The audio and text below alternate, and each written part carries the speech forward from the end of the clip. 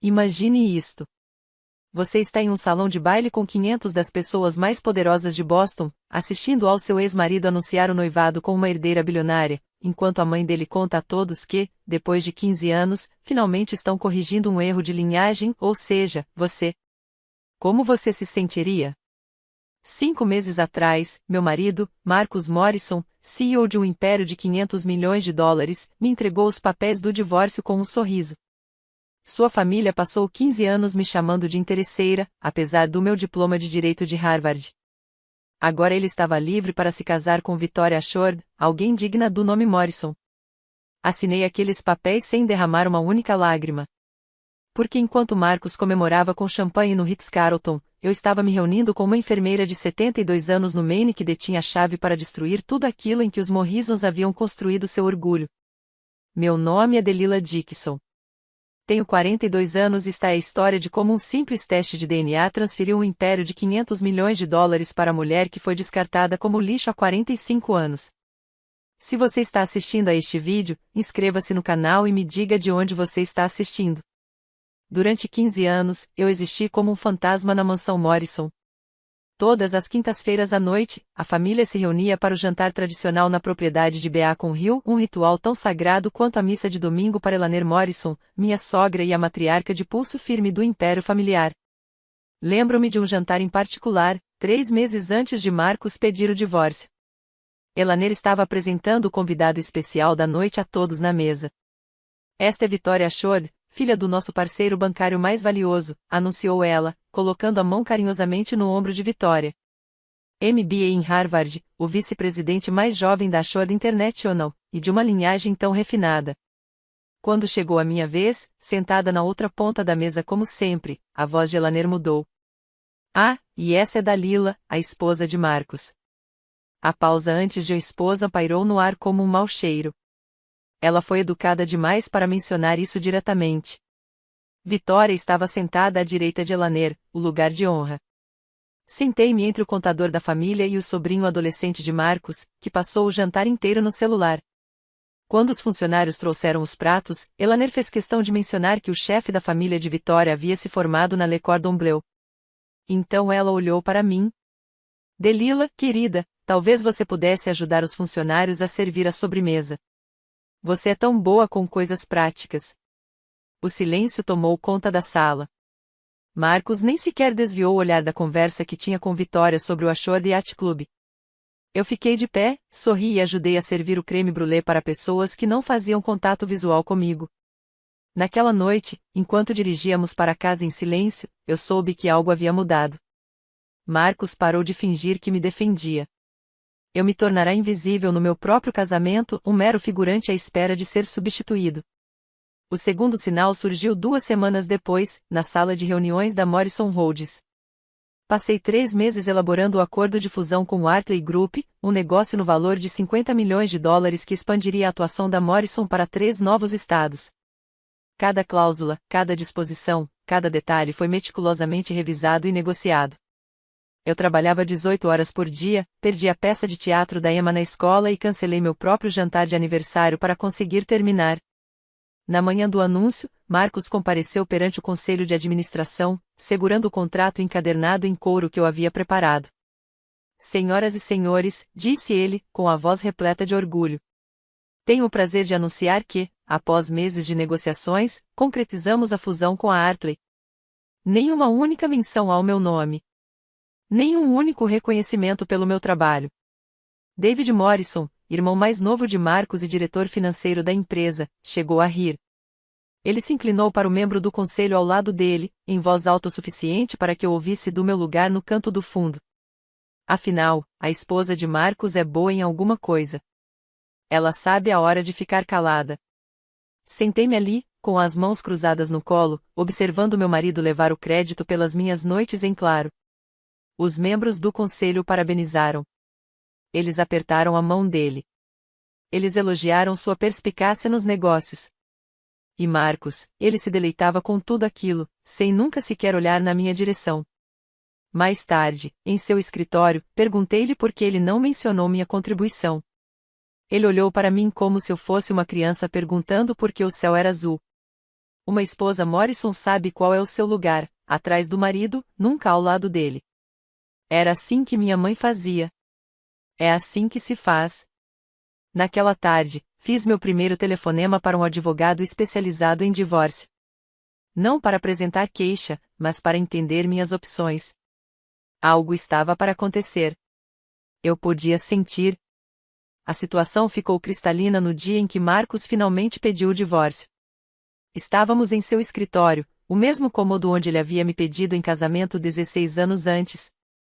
Agora, em vez de champanhe e rosas, havia documentos legais e ameaças. Se você dificultar as coisas, disse ele, deslizando os papéis sobre sua mesa de mogno, você perderá tudo. Emma e James inclusive. Peguei os documentos e examinei os termos. Meu nome já havia sido removido de nossas contas conjuntas. A cobertura em Boston, a casa de veraneio em Martha's Vineyard, a carteira de investimentos, tudo foi transferido para Morrison Family Trusts há 2 anos. Eu vim assinando os papéis que ele colocava na minha frente, confiando no meu marido. Que tolo eu fui. As crianças precisam de estabilidade, continuou Marcos, com um tom casual como se estivesse falando do tempo. A estabilidade da Morrison não é de uma mãe trabalhadora que mal consegue se tornar sócia em um escritório de advocacia de médio porte. O escritório de advocacia Brennan & Associates acabará de conquistar a Morrison Holdings como seu maior cliente, com um faturamento anual de 3 milhões de dólares. Meu chefe, Richard Brennan, deixou claro que manter os Morrison satisfeitos era agora a principal prioridade da empresa. Assine em voz baixa, disse Marcos. Ou você nunca verá Emma e James se formarem. Minha mãe tem 3 juízes no bolso e você sabe disso. Ele tinha razão. Os eventos beneficentes de Lanier Morrison financiaram metade das campanhas judiciais em Massachusetts. Sua influência se estendia a todos os tribunais, todos os escritórios de advocacia, todos os cantos do mundo jurídico de Boston. Olhei novamente para os papéis do divórcio. Cláusula padrão de não contestação. Pensão alimentícia mínima. Visitas supervisionadas com meus filhos. Após 15 anos de casamento, eu estava sendo apagada como um erro de digitação em um contrato. Preciso de tempo para analisar isso com meu advogado, eu disse. Marcos sorriu. Você tem até segunda-feira. Assine ou entrarei com um processo por abandono. A escolha é sua. A pressão vinha de todas as direções. Na manhã seguinte, Richard Brennan me chamou ao seu escritório, e seu jeito geralmente afável havia sido substituído por uma frieza corporativa. Delila, ouvi dizer que pode haver algumas complicações pessoais com a conta Morrison, disse ele, evitando meu olhar. Confio que você lidará com a situação profissionalmente. Não podemos nos dar ao luxo de perdê-los. Não lute contra o divórcio. Meus supostos amigos eram ainda menos sutis. Jennifer Walsh, cuja filha frequentava a mesma escola particular que Emma, cancelou nosso almoço com uma mensagem de texto: sinto muito. Conflito de agenda. Sarah Martinez, minha parceira de tênis por 5 anos, de repente ficou com a agenda lotada. Até mesmo minha cabeleireira, misteriosamente, não tinha horários disponíveis para os próximos 3 meses. O nome Morrison era venenoso, e qualquer um que se colocasse ao meu lado contra ele seria contaminado por associação. O pior momento foi quando Emma, minha linda filha de 16 anos, me encontrou chorando na cozinha. Mamãe, por que a vovó Elaner te odeia? Perguntou ela, com a voz baixa e confusa. Ela me disse que você está tentando destruir nossa família, que você tem inveja do sucesso do papai. Eu a abracei forte, sentindo o cheiro do seu shampoo de baunilha e percebendo seu tremor. Meu bem, às vezes os adultos complicam as coisas. Mas eu amo você e o James mais do que tudo neste mundo. Então por que você simplesmente não assina os papéis? Ela perguntou. Papai disse que se você realmente nos amasse, ia querer que fossemos felizes. Meu coração se despedaçou. Eles usaram meus próprios filhos como arma contra mim. Naquela noite, sozinha no quarto de hóspedes daquela que ainda era tecnicamente minha casa, meu telefone vibrou. Número desconhecido. Código de área 207 Maine. Quase não atendi, mas algo, chame de instinto ou desespero, me fez atender. Senhora Dixon, meu nome é Margarete Reis. Eu era a enfermeira do seu sogro. Há algo que William queria que a senhora soubesse. Na manhã de sábado, Marcos me encurralou na cozinha enquanto as crianças estavam na aula de natação. Assine hoje mesmo. Preciso de tempo para analisar. Não há nada para analisar. Coloquei minha xícara de café sobre a mesa, mantendo a voz firme. Até mesmo a Morrison Holdings revisa os contratos antes de assiná-los. Seu maxilar se contraiu. Você não é a Morrison Holdings. Não, eu disse. Eu nunca fui. Ele bateu com a mão no balcão de mármore, fazendo-me estremecer. Pare de brincar, Dalila. Não estou jogando nada. Estou seguindo o protocolo legal padrão. Padrão?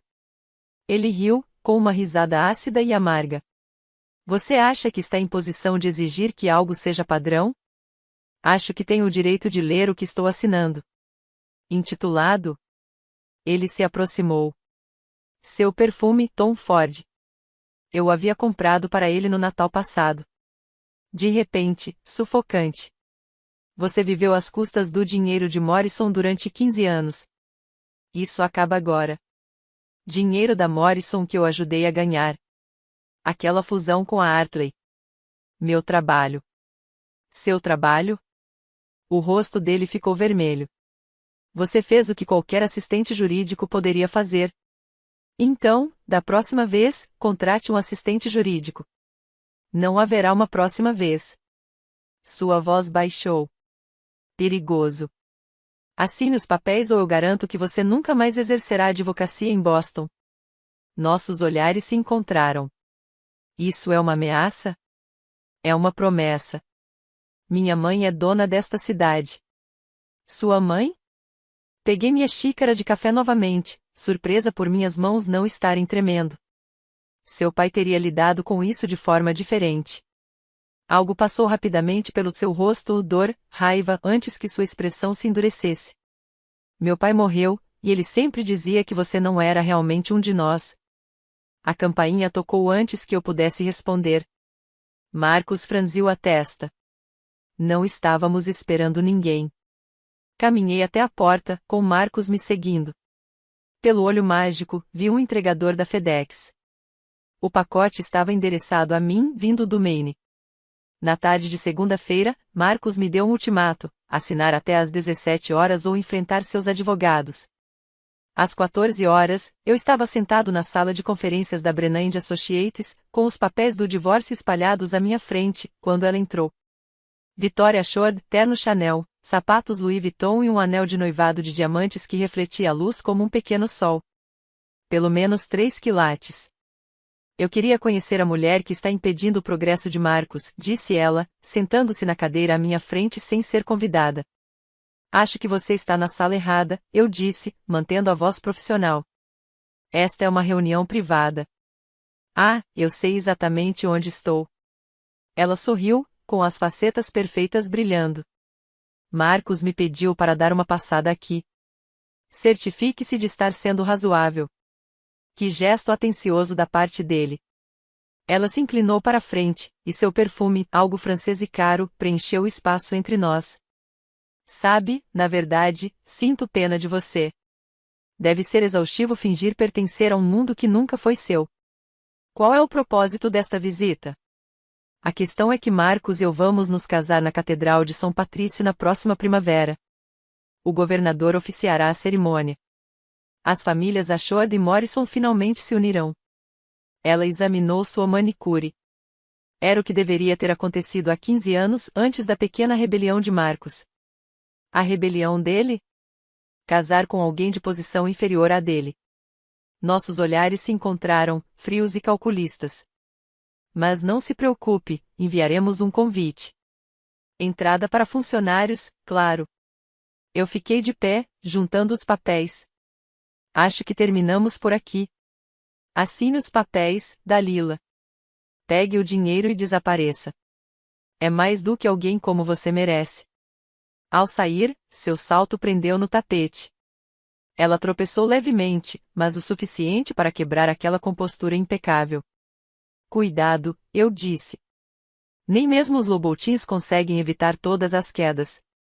Se você já foi desconsiderado por pessoas que se acham superiores a você, entenderá o que acontece em seguida.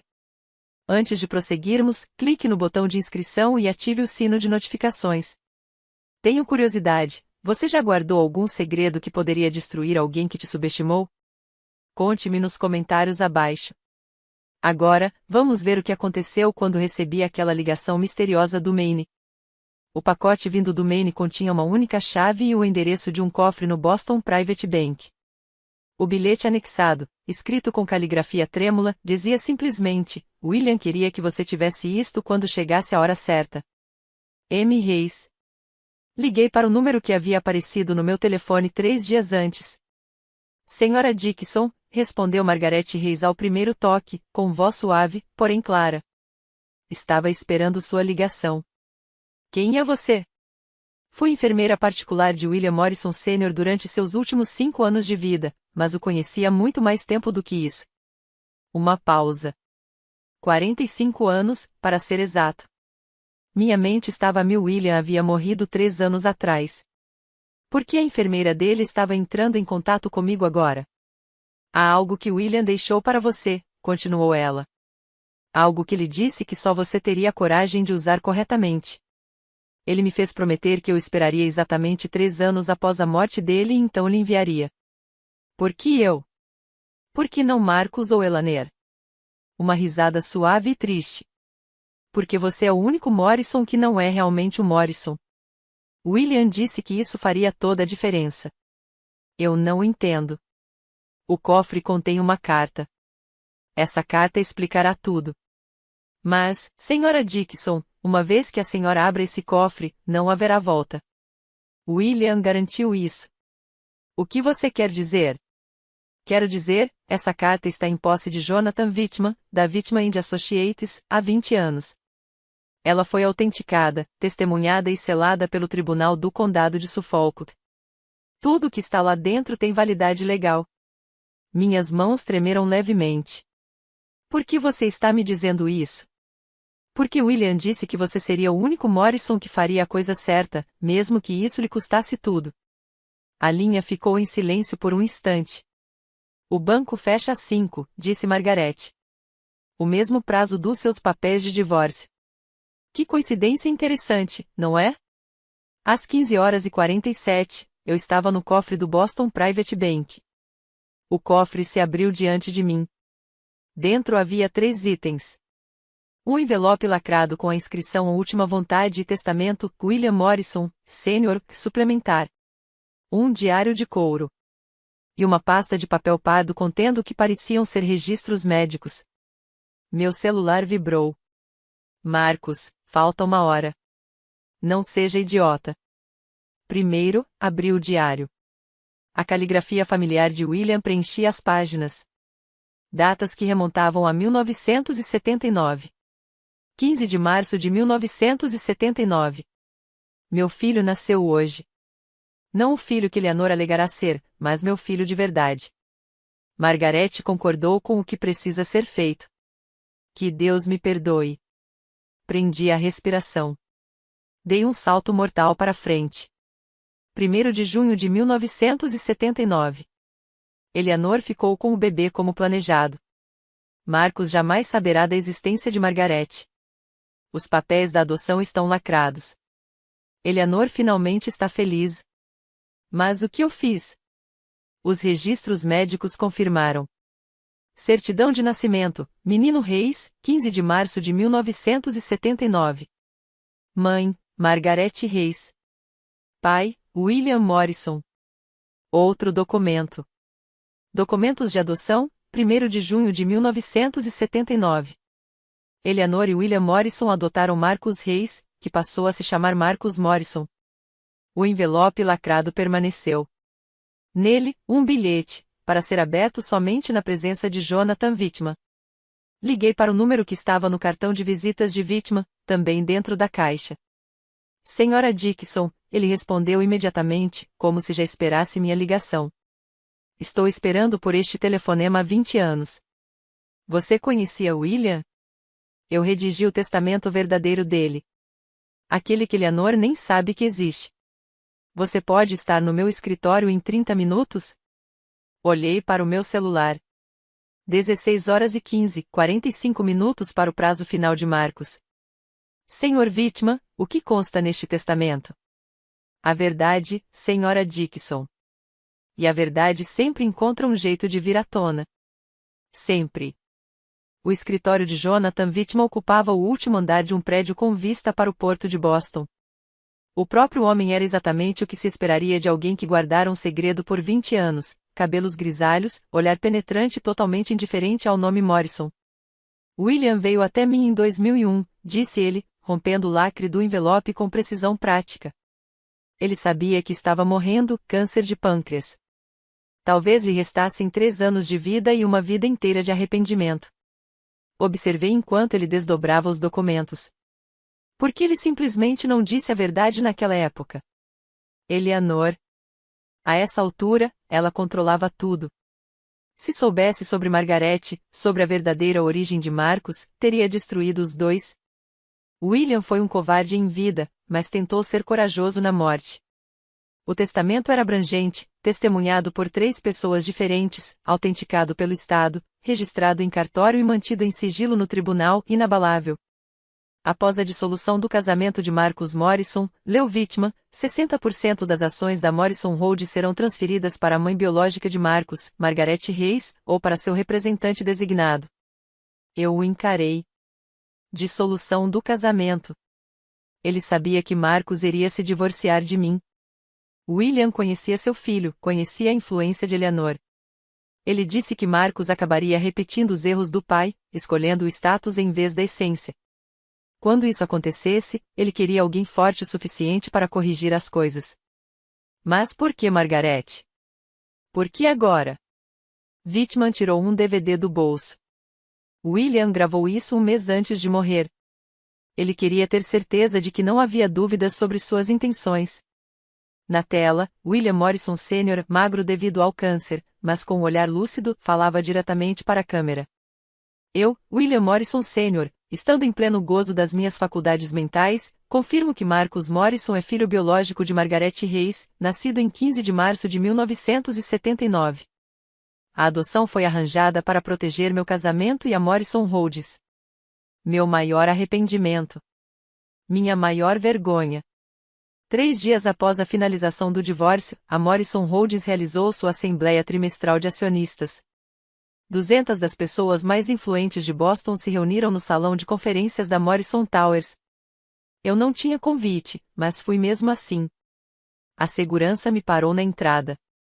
Sinto muito, Sra. Dixon. A senhora não está na lista. É Sra. Dixon, corrigi. E eu sou acionista. O jovem guarda parecia desconfortável. O Sr. Morrison disse especificamente: deixe-me adivinhar. Eu não sou mais da família. Marcos apareceu no saguão, com Vitória ao seu lado, ambos impecavelmente vestidos para sua grande entrada. Ele me viu e chegou a rir.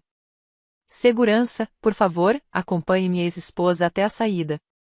Ela está confusa sobre sua situação. A palavra ex-esposa ecoou pelo saguão de mármore. Cabeças se viraram. Sussurros começaram. Reconheci metade dos rostos, pessoas que haviam comido à minha mesa, cujos filhos brincavam com os meus. Estou aqui como acionista, disse calmamente. Você possui exatamente uma ação, disse Marcos em voz alta, garantindo que todos ouvissem. Um presente por um momento de descuido meu.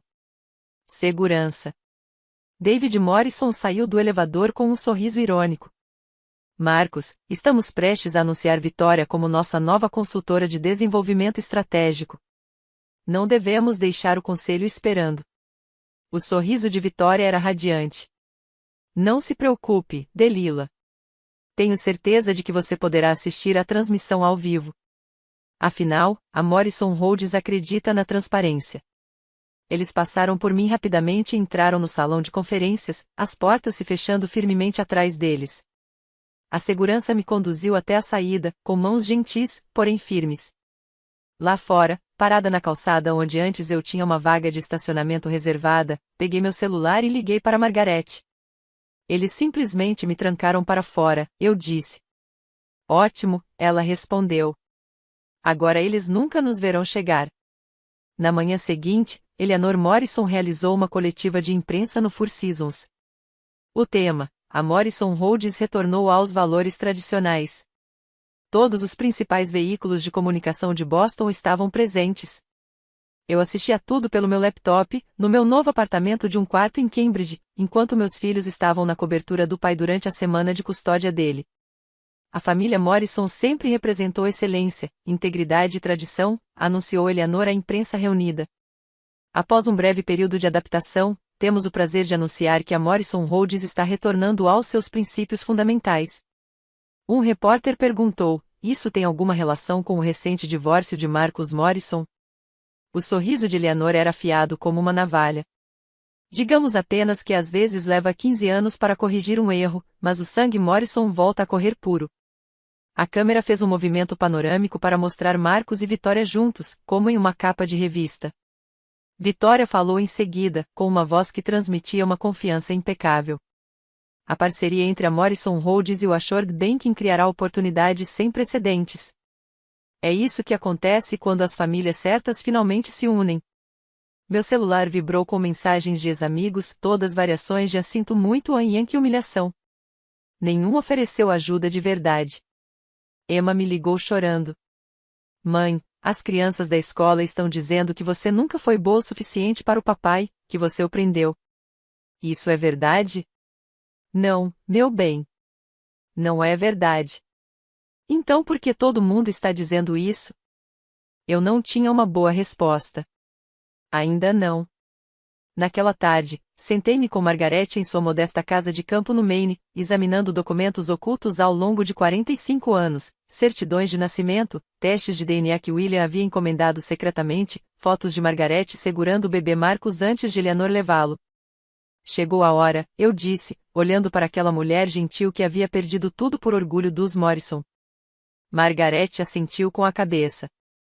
Esperei 20 anos. Sim, chegou a hora. Tínhamos apenas uma chance de tornar isso inegável. Contratei 3 laboratórios independentes de testes de DNA, Boston Genetics, Veritas Labs e Northeast Medical Testing. Cada um realizaria análises separadas para evitar quaisquer alegações de adulteração ou erro. O desafio era conseguir o DNA de Marcus, mas eu tinha algo que os Morrisons jamais esperariam. 15 anos de casamento significavam 15 anos de memórias acumuladas. Nos nossos álbuns de fotos antigos guardados no meu apartamento, encontrei o que precisava, uma mecha de cabelo do Marcus, do nosso álbum de casamento, preservada entre as páginas como uma flor prensada. Eu aguardei depois do primeiro corte de cabelo dele como homem casado, um gesto sentimental do qual ele zombou na época. Margaret forneceu amostras de sangue para os 3 laboratórios. Pagamos pelo processamento acelerado, documentação de rastreabilidade e verificação legal. Cada resultado seria autenticado em cartório e confirmado com códigos QR invioláveis. Enquanto esperávamos, Jonathan Wittmann preparou o arcabouço legal. O baile de gala anual dos Morrison será daqui a 2 semanas, disse ele. 500 convidados, ampla cobertura da mídia. Se vamos fazer isso, esse é o nosso palco. Será que eles podem nos deter? Eles podem tentar, mas eu já tenho uma ordem judicial pronta. O juiz Harrison me deve vários favores e não tem nenhuma simpatia por Eleanor Morrison depois que ela tentou derrotá-lo nas primárias há 3 anos. Os resultados do DNA chegaram simultaneamente, conforme solicitado. Os 3 laboratórios confirmaram o mesmo resultado, 99,97% de probabilidade de parentesco materno entre Margaret Hayes e Marcus Morrison. Eu fiquei olhando para os relatórios, pensando em Emma e James, na explosão familiar que isso causaria. Então me lembrei das palavras de Eleanor. O sangue Morrison volta a correr puro. Sangue puro, eu disse a Margaret. Vamos mostrar a eles o que significa pureza de verdade. Margaret apertou minha mão.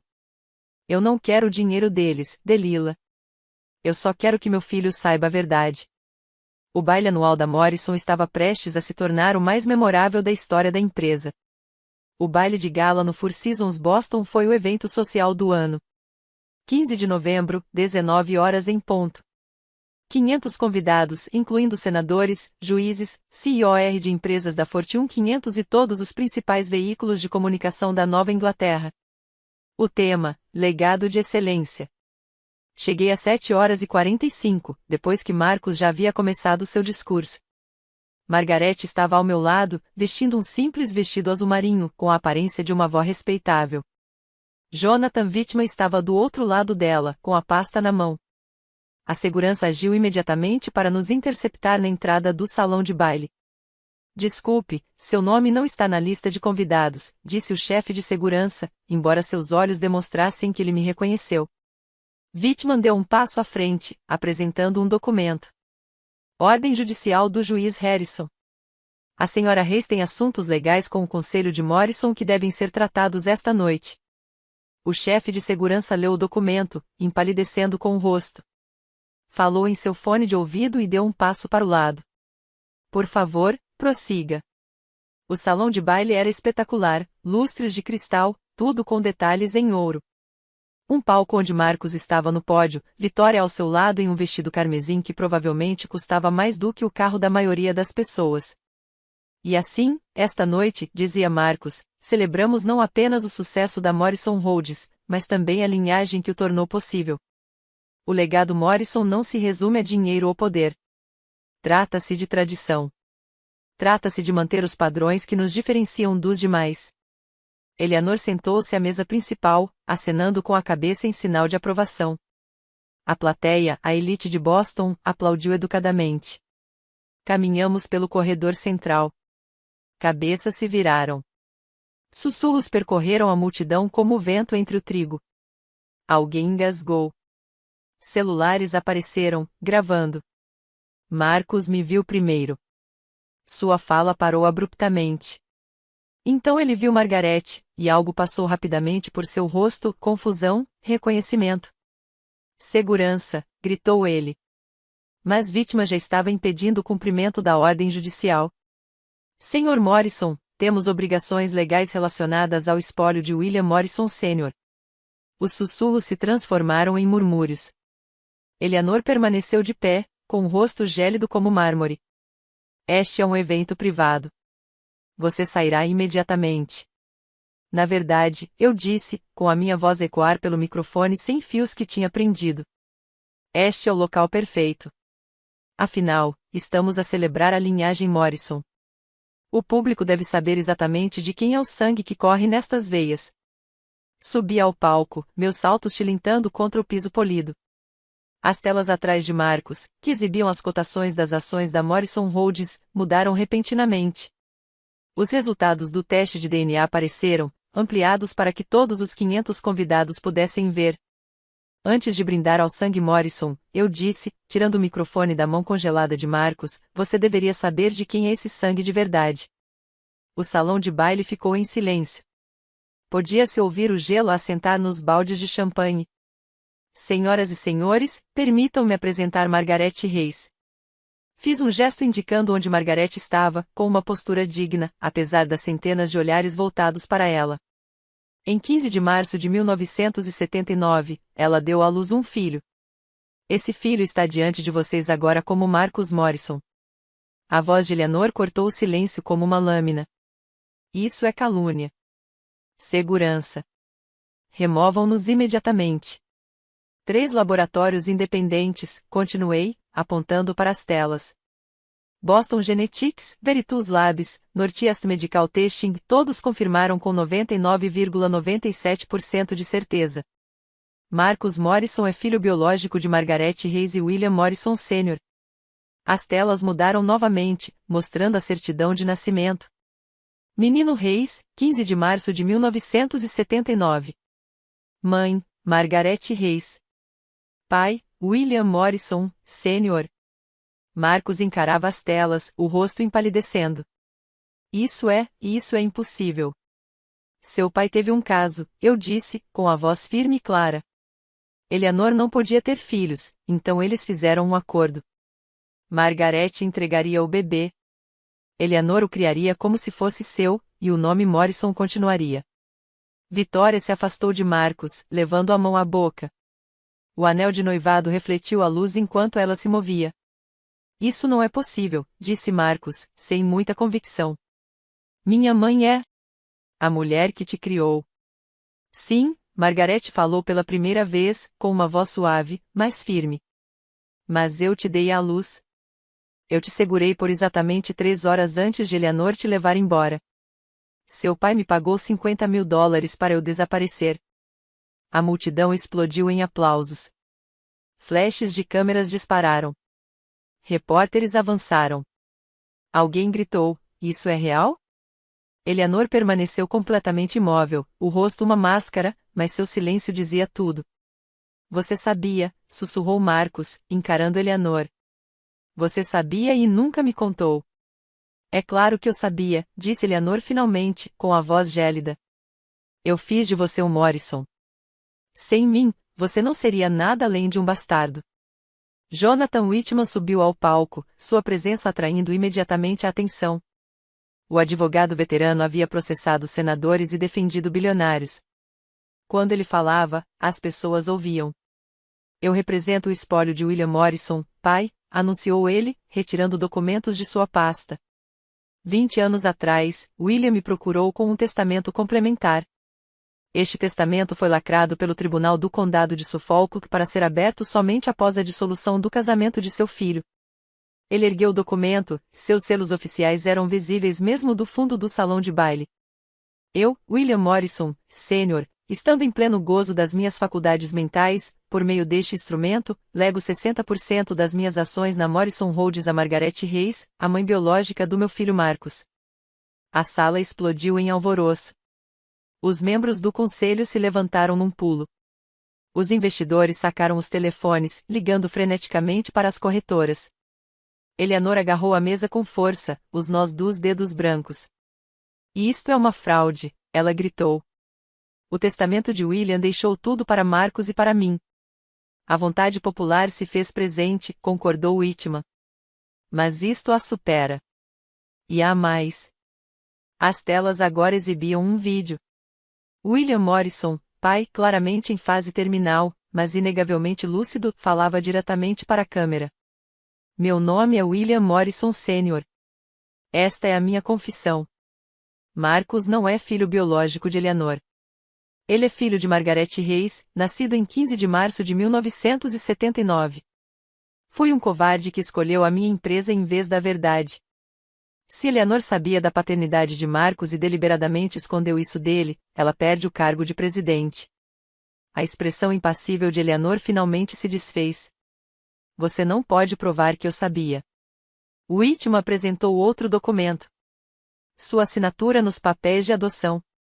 Eleanor, você adotou legalmente Marcus Reis, de 6 meses de idade. Você sabe disso há 45 anos. O presidente do conselho, Thomas Whitfield, levantou-se lentamente. Isto exige uma reunião de emergência do conselho agora. Os investidores já estavam fugindo em direção às saídas. O preço das ações da Morrison Holdings, exibido nos celulares de todos, começou a despencar. Victoria Shore havia desaparecido completamente, deixando apenas seu anel de noivado sobre a mesa onde estava sentada. Marcus estava sozinho no palco, olhando de Eleanor para Margaret como um homem se afogando entre duas margens. 60%, disse ele, atordoado. Isso é participação majoritária. Sim, disse Margaret simplesmente. Mas eu não quero sua companhia, Marcus. Eu só queria que você soubesse quem você realmente é. A reunião de emergência do conselho foi convocada ali mesmo, na sala de conferências adjacente ao salão de baile. Metade dos convidados do evento se aglomerava contra as portas de vidro, assistindo à implosão da família mais poderosa de Boston em tempo real. Thomas Whitfield não perdeu tempo. As provas de DNA são conclusivas. O testamento tem validade legal. Eleanor, você contesta que sabia que Marcus era adotado? O silêncio de Eleanor prolongou-se por 10 segundos. 20. Seu advogado sussurrou algo urgente em seu ouvido. Não discuto isso, disse ela finalmente. Então, de acordo com os termos do testamento complementar, você perde seu cargo de presidente, com efeito imediato. Isto é um golpe. Eleanor se levantou, sua compostura finalmente se desfazendo. Aquela mulher não é ninguém, uma enfermeira qualquer que seduziu meu marido. Aquela mulher, disse Whitfield friamente, agora é dona de 60% desta empresa. Entretanto, Victoria Shore já estava no saguão conversando com os repórteres. Fui enganada, disse ela, com lágrimas nos olhos no momento certo. A família Morrison se apresentou como algo que não é. O noivado obviamente acabou. Ela tirou o anel de 3 quilates e o entregou a um garçom. Por favor, devolva-o ao Sr. Morrison ou Sr. Reis, seja qual for o nome dele. De volta à sala de conferências, Marcus finalmente encontrou sua voz. Preciso falar com ele. Fez uma pausa, olhando para Margaret. Com ela a sós. Mas Margaret balançou a cabeça. Ainda não. Você precisa de tempo para processar isso. Nós dois precisamos. O conselho votou. Eleanor foi destituída da presidência. Marcus será temporariamente suspenso do cargo de CEO, enquanto se aguarda uma investigação completa sobre o que ele sabia e quando.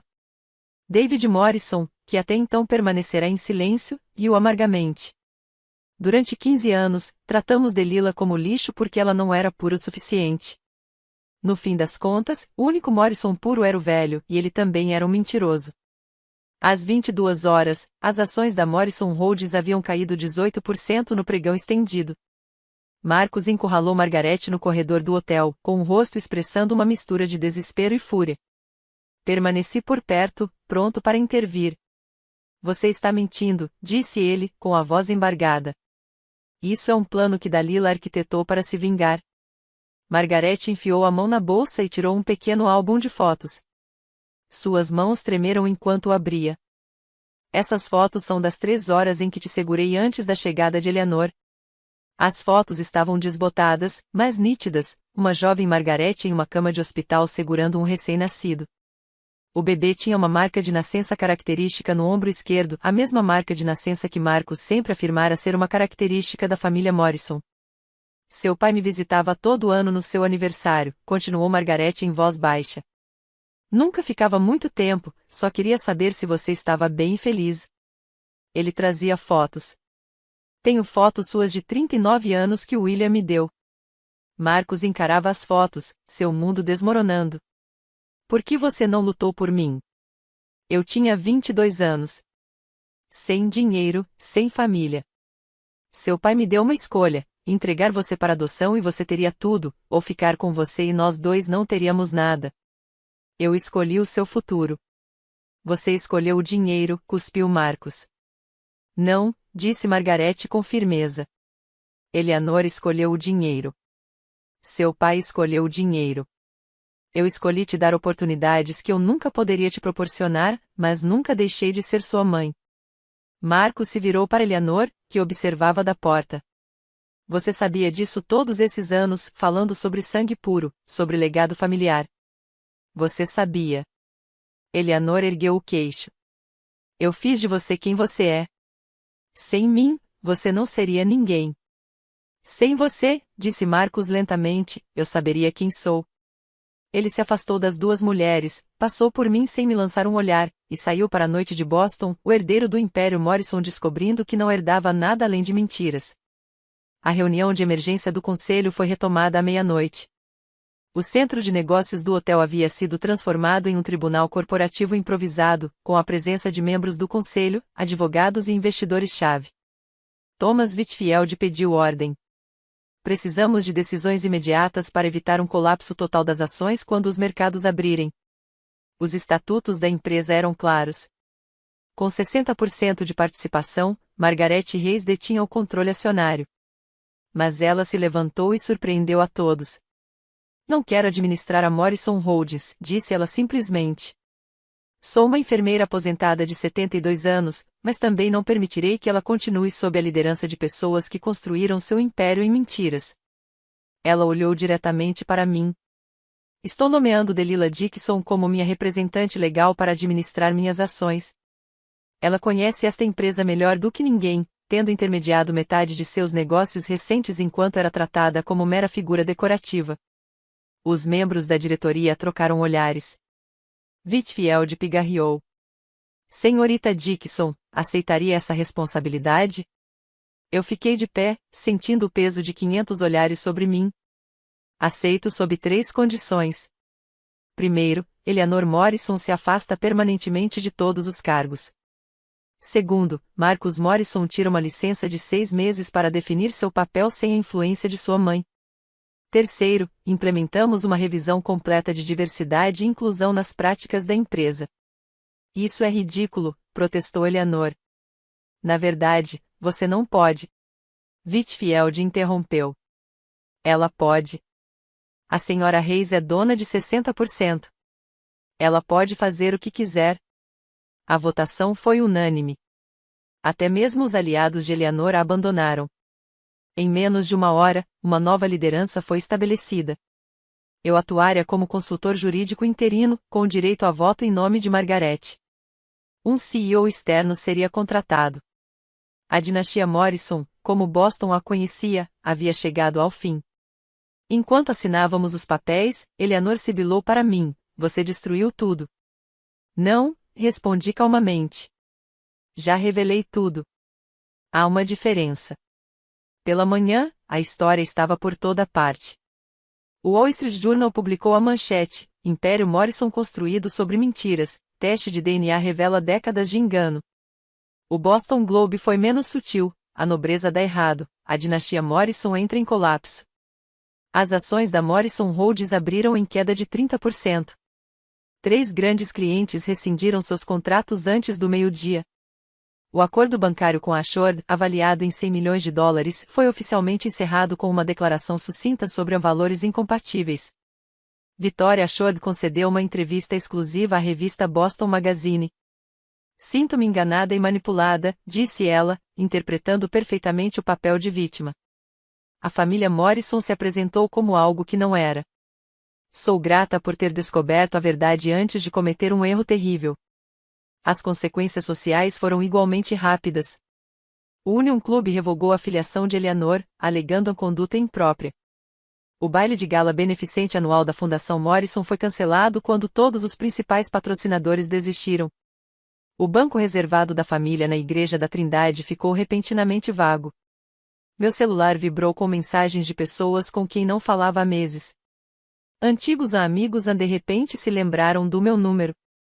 Jennifer Walsh mandou uma mensagem: sempre soube que tinha algo de errado com a Eleanor. Toma um café amanhã? Apaguei todas. A única mensagem que guardei foi da Emma: mãe, todo mundo na escola está falando do papai. É verdade? A vovó Eleanor não é mesmo a mãe dele? Liguei para ela imediatamente. É complicado, querida. Mas sim, é verdade. Então, toda aquela história sobre sangue puro e legado familiar era mentira? Seu valor não é determinado pela sua linhagem, Emma. Nunca foi. Foi por isso que eles foram tão cruéis com você? Porque você não era rico o suficiente? Sim. Isso é muito errado, mãe. Sim, eu disse, sorrindo apesar de tudo. É mesmo. Ao final do mercado, a Morrison Holdings havia perdido 150 milhões de dólares em valor de mercado. O império construído sobre mentiras estava desmoronando, dólar por dólar. Os peritos contábeis descobriram tudo em uma semana. Eleanor Morrison vinha desviando dinheiro da Morrison Holdings há 20 anos, escondendo-o em contas offshore. O total, 20 milhões de dólares. Era o meu seguro, disse ela ao ser confrontada pelos investigadores federais. Eu sempre soube que esse dia poderia chegar. O FBI a prendeu na mansão de Beacon Hill, a mesma sala de jantar onde ela me humilhou inúmeras vezes. As fotos dela algemada estamparam todos os jornais da Nova Inglaterra. A mulher que valorizava a aparência acima de tudo, destruída pela própria imagem. Seus bens foram bloqueados enquanto a investigação estava em andamento. A mansão de 12 milhões de dólares foi confiscada. A propriedade em Martha's Vineyard, a coleção de arte, as joias, tudo desapareceu. Eleanor Morrison, que passou 45 anos no ápice da sociedade bostoniana, foi obrigada a se mudar para um apartamento de 2 quartos no Brooklyn. Como os poderosos caíram, disse David Morrison aos repórteres, distanciando-se de sua mãe. Eu não tinha conhecimento de seus crimes financeiros. As damas da sociedade que orbitaram Eleanor por décadas se dispersaram como pássaros assustados. Nenhuma ofereceu ajuda. A mulher que governara pelo medo se viu completamente sozinha. Ela tentou me ligar uma vez. Deixei cair na caixa postal. Dalila, a culpa é toda sua. Você destruiu um legado que levou gerações para ser construído. Espero que esteja satisfeita. Eu não estava satisfeita. Eu não estava feliz. Eu simplesmente estava livre. Enquanto isso, Margaret usou parte de sua herança para pagar a fiança de Eleanor. Não estou fazendo isso por ela, explicou. Estou fazendo isso por Marcus. Nenhuma criança deveria ver sua mãe na prisão, mesmo que ela não seja sua mãe biológica. Foi uma demonstração de elegância que Eleanor nunca havia mostrado a ninguém. O contraste não passou despercebido pela mídia nem por Marcus. 2 semanas depois do baile de gala, Marcus apareceu no meu apartamento em Cambridge. Ele parecia abatido, sem fazer a barba, vestindo jeans e um moletom do Boston College em vez de seus habituais ternos italianos. "Podemos conversar?", perguntou ele. Deixei-o entrar, mas não ofereci café. Certos gestos estavam além da minha compreensão. "Eu estava errado", começou ele. "Sobretudo sobre você, sobre o que importa." 15 anos tarde demais para essa conversa, Marcus. Ele assentiu, aceitando o golpe. "Eu sei. Eu só preciso que você saiba que agora eu entendo. Como Eleanor envenenou tudo. Como eu deixei isso acontecer. Você não apenas a deixou fazer isso. Você participou com entusiasmo. Você tem razão." Ele se deixou cair na cadeira onde costumava sentar quando éramos felizes, há uma eternidade. "Vitória me deixou. O conselho quer que eu vá embora. Minha mãe, Eleanor, não fala comigo porque eu reconheci Margaret. E Margaret, eu não sei como falar com ela. O que você quer de mim, Marcus?" "Perdão?" "Não." Ele estremeceu. "Então, algum conselho? Como resolvo isso?" "Você não pode. Você não pode desfazer 15 anos de crueldade, Marcus. Você não pode apagar o que disse. Você não pode devolver o tempo que roubou dos nossos filhos, envenenando-os contra mim. Então, o que eu faço?" Olhei para aquele homem que um dia amei, agora apenas um estranho com um rosto familiar. Você recomeça. Você descobre quem é Marcus Reis sem a voz de Eleanor no seu ouvido. Você constrói um relacionamento com sua mãe de verdade. Você se torna um pai melhor para os nossos filhos. E nós? Não existe um nós. Nunca existiu de verdade. Existiu você e o empregado com quem você se casou. Isso é tudo o que eu sempre fui para você. Ele foi embora sem discutir. Pela primeira vez, não tinha como refutar a verdade. Margaret Reis não queria o dinheiro. Ela aceitou 10 milhões de dólares, o suficiente para viver confortavelmente, e destinou o restante a uma fundação para estudantes de enfermagem de famílias da classe trabalhadora. A Bolsa de Estudos de Enfermagem Margaret Reis, anunciou ela em uma pequena coletiva de imprensa, é destinada a jovens mulheres que desejam servir aos outros, mas não têm condições de arcar com os custos da educação. Ela manteve sua casa de campo no Maine, mas comprou um pequeno apartamento em Boston para ficar mais perto de Marcus. O relacionamento deles era incerto, frágil, como aprender a andar depois de décadas de paralisia.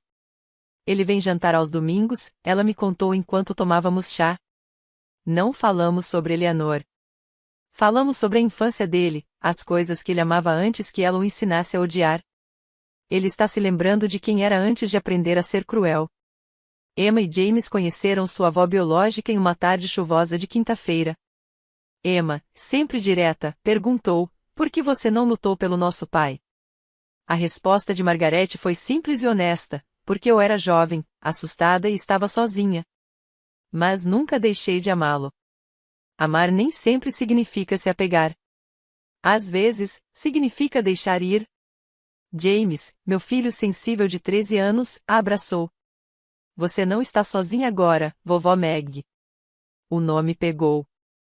A vovó Meg, que os ensinou a fazer torta de maçã do zero e lhes contava histórias sobre o pai deles quando bebê, tornou-se a avó que eles nunca tiveram.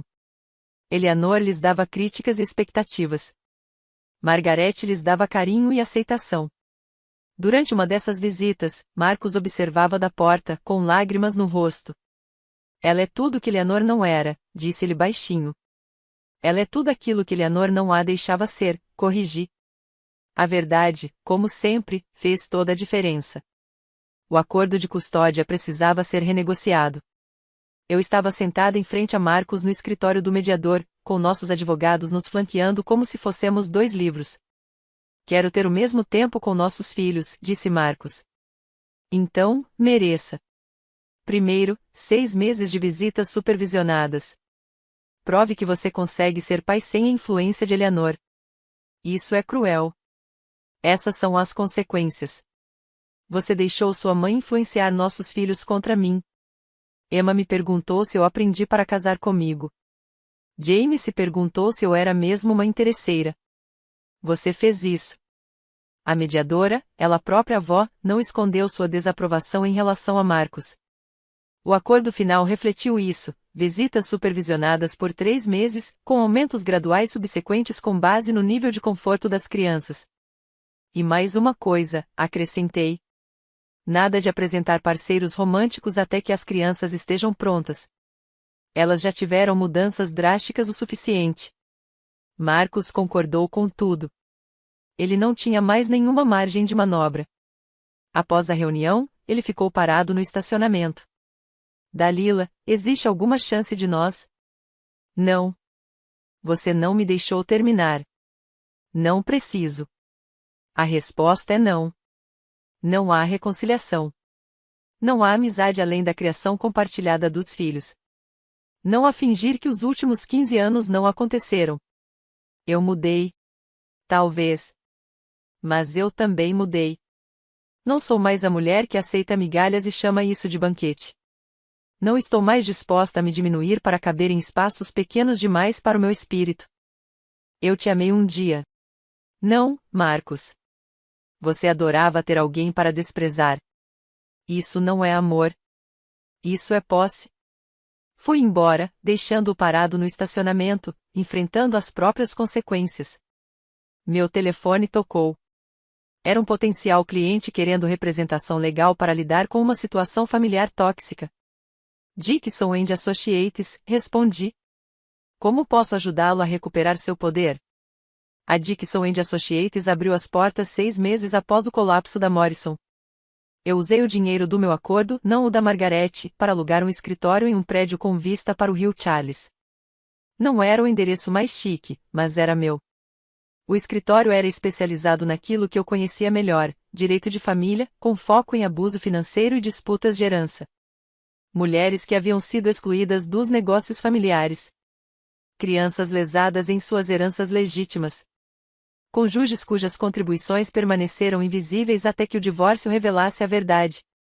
Minha primeira cliente foi uma médica cujo marido tinha o consultório alegado ser propriedade do casal, apesar de ela o ter construído antes do casamento. Ganhamos. O segundo caso foi o de um filho que descobriu que sua madrasta havia manipulado seu pai, em seu leito de morte, para que ele alterasse seu testamento. Conseguimos reverter a decisão. A notícia se espalhou. A mulher que derrubou os Morrisons tornou-se a advogada de referência em Boston para os marginalizados e subestimados. Mãe, você é meio famosa, disse Emma, mostrando-me um perfil na revista Boston Magazine intitulado A Advogada que Destruiu uma Dinastia e Construiu a Sua Própria. Não destruído, corrigi. Revelado. Há uma diferença. Ao final do ano, a Dixon & Associates tinha 50 clientes e 10 funcionários. O faturamento atingiu 3 milhões de dólares. Contratei 2 sócias juniores, ambas mulheres que haviam sido preteridas em escritórios de advocacia renomados por não se encaixarem no perfil. Marcos me enviou uma mensagem de parabéns quando a matéria na revista foi publicada. Eu não respondi. Eleanor tentou me processar por difamação. O caso foi arquivado com resolução de mérito, o juiz observou que a verdade é uma defesa absoluta. Certa noite, James me perguntou, mãe, você está feliz agora? Pensei nisso. Estou livre, querida. Ser livre é melhor do que ser feliz. Ser livre é a base sobre a qual tudo mais se constrói. Ele me abraçou. Tenho orgulho de você, mãe. Você vale mais do que todos os milhões da família Morrison juntos. Um ano depois, eu estava diante de um auditório lotado na Faculdade de Direito de Harvard, convidada a falar sobre poder, privilégio e justiça. A garota de família de classe média que fora considerada não boa o suficiente agora ensinava a próxima geração de advogados. Seu valor não é determinado pela aceitação deles, eu disse aos alunos.